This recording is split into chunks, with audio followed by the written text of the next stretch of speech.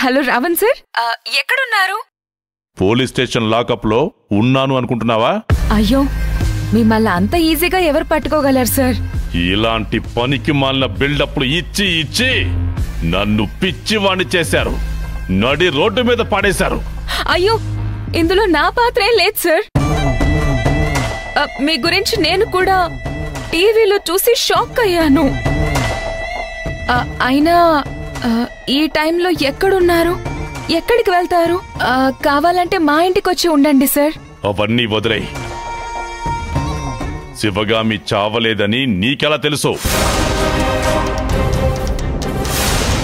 ఇలాంటి టైంలో ఇలాంటి ప్రశ్నలు వేసి నా గొయ్యి నేనే తవ్వుకుంటున్నాను. నీకెలా తెలిసింది చెప్పు. అది అన్న ఆత్మని పిలిచి కనుక్కున్నాడు. ఒక ఆత్మని పంపించి అక్కడ శివగామి ఉందో లేదో చూడమన్నాడు. ఆత్మ వచ్చి లేదు అని చెప్పింది. ఆ తర్వాత ఆది అన్నకి సర్జరీ అవ్వకుండా చేసింది మీరే అని ఆది అన్నకి తెలిసిపోయింది. ఆ రోజే మీ పని ఫినిష్ చేస్తానన్నాడు. ఇప్పుడు మళ్ళీ తిరిగి అంత శక్తిని సంపాదించాడు. ఆదికి మాటొచ్చిన విషయం నా దగ్గర దాచిపెట్టావు కదా, నీతో నేను తర్వాత మాట్లాడతాను.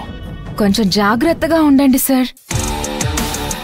మీకోసం పోలీసులు అంతా గాలిస్తున్నారని న్యూస్ లో చూశాను. అది నేను చూసుకుంటాను. Hello sir.